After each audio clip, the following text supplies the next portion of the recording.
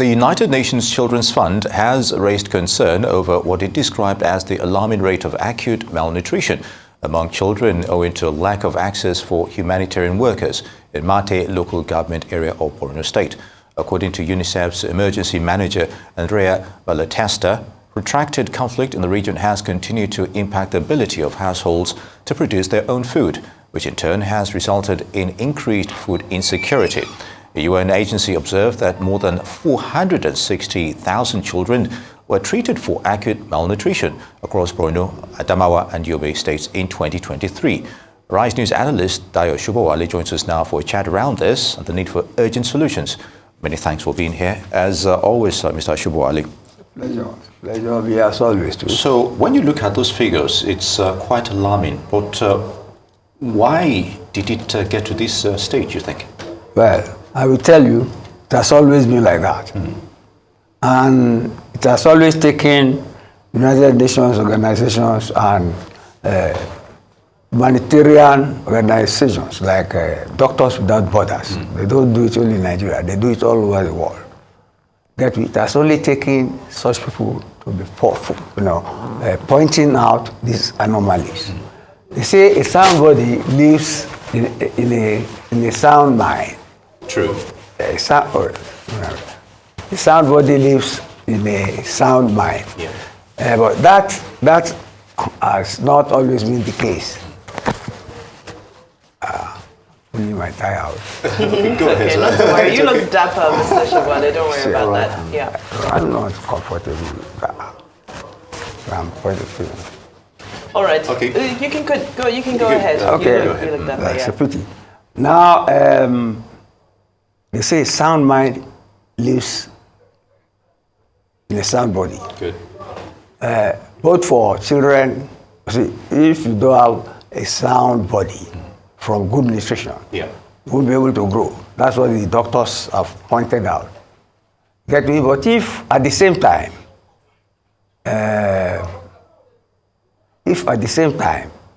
the environment is not there for you to get the necessary nutritional food to eat, Yeah.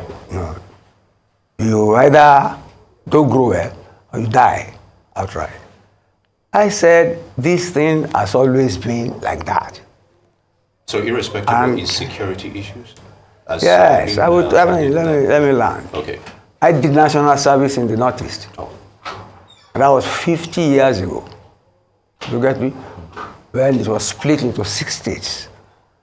We mentioned 3 of the states now in the report of these people. You see, when we were going on state tour, required of youth corpers, you see, we discovered that anywhere we parked, see you small children rushing at you, asking for food.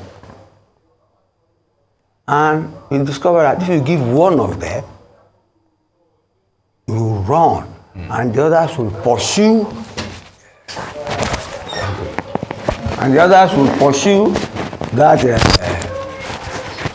person you have given until you pursue that person you have given until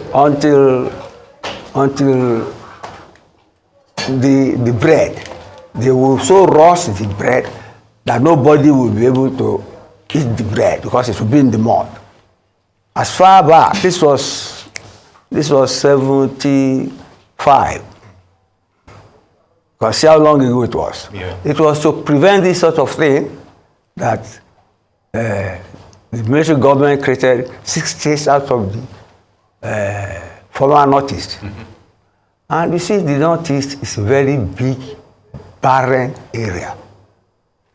Now, the Boko Haram has escalated it. But you see, I won't take it in isolation. Because they have, in Borno State at least, you get me?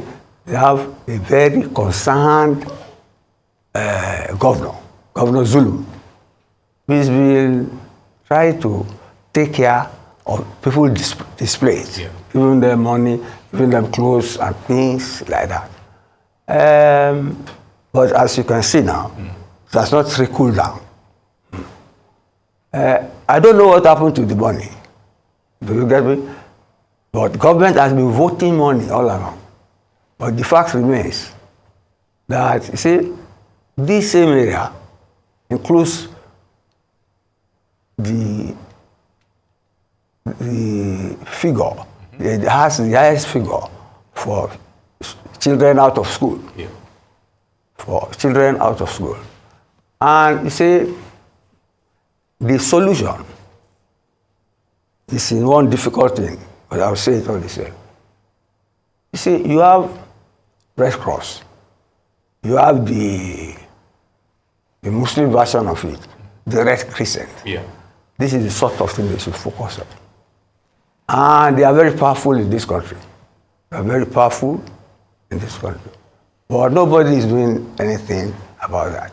It is an act of mercy required in any religion that will take care of people like this. Even if you are talking of philanthropy and magnanimity and thanking God for the blessings you have got, this is the sort of thing people should look after. Yeah. See some of these doctors without borders. That is their own contribution to the growth of humanity. You could call them doctors who do not have mercy. Doctors who do not want people to suffer. Get me? Doctors with mercy. Yeah. Get me? So it is good they have pointed out what is happening. And I pray government should do something about it. Because it has always been there. It has always been there. See, most parts of the North, they ignore children. Get me? And it's only through the mercy of God that some of this, they are always roaming all over the place. And the lucky ones find a way down south. And you see, that has altered the transportation industry structure in most parts of Nigeria. Lagos is an example. Okada people are mostly from this side. These people who carry water, because invariably the water does not flow, who carry water. I see them on the streets of Lagos. They study people. They make a living from it. I admire the courage and industry, in spite of government neglect, which doctors without borders are pointed out. Let's leave it at that. Now, it seems the emphasis is on humanitarian support because of, especially, now the insecurity in this area. But when you look at the other parts of the world that experience these similar things, images that we saw remind one of what you might see, for example, in Somalia. And you look at the type of international media coverage, awareness, and humanitarian support given to that. Do you think that without obviously romanticizing something that is quite sad that's happening there, do you think enough is being done to publicize the plight of children in these northern states in order to be able to attract more global humanitarian support? If you look at Gaza, for example, you hear about these organizations that specialize in feeding people. All they do is they send in trucks of food, for example, and that's a war-torn area. So do you think we're discussing this issue enough? I agree. Should there be, do you think we should do more publicity around? I agree in one breath that in Gaza, Somalia, they are worse than here. The war in Sudan is older than any war we ever had here.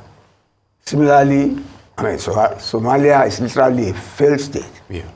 But you can see Somalis have been given extra support by the West.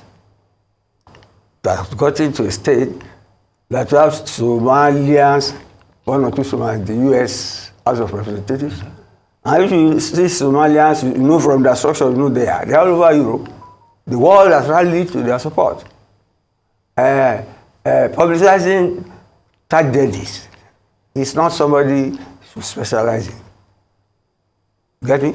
The tragedies must, conflicts must occur. But it's not something that one wishes to publicize. And like I said, this has always been there. So it's an internal cultural thing that has not been addressed by those who should address it. It is a pathetic situation, but it should, you see, we can always be grateful to Red Cross. Imagine what is going on in Gaza. You mentioned Gaza. It is something I never wish to happen anywhere. Somalia was like that too. So many warlords and so on who fight and don't care about the health or safety of the people there. But they kill them anyway to have their way. So, glorifying tragedy. But you didn't say, you don't report it. Yeah. I don't want it. I don't like it. Because these people who are merciful at heart, they are always there, especially in medicine. There are some doctors, okay, like Che Guevara of Cuba. He was a doctor, but he became a guerrilla so that he can help some nations. I mean, you can help to liberate some people under oppression. And he did. When they got victorious in Cuba, he told Castro, okay, we are here now. Let me go so that I can liberate more places. Because I was killed. So people who are humanitarian minded, who are kind people, they're always there. Thank God for that.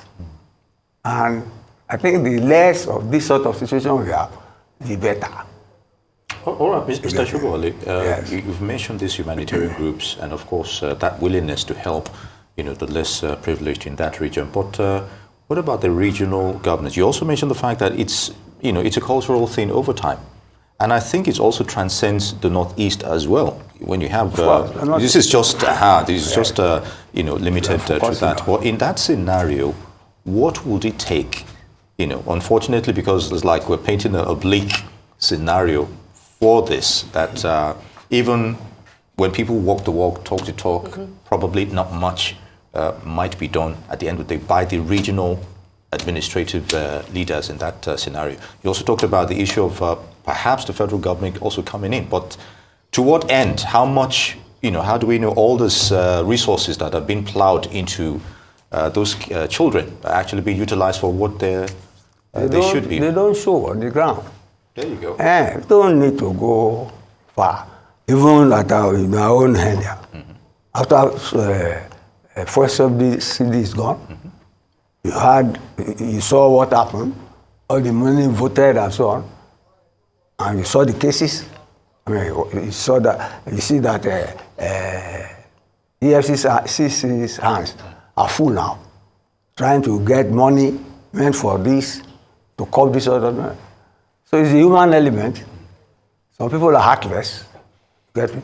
Some people want to make money by any means, in spite of the predicament or suffering of people. But these are children. They have to be brought into the world and then see the figures. It's a common figure. Largely in Somalia, Sudan, and so on. In fact, if you see some Somalis, I don't think they can ever be fat. On that note, Mr. Sobowale, thank you so much for your input on this, and hopefully conversations like these do drive the positive type of awareness that will translate into assistance on the ground.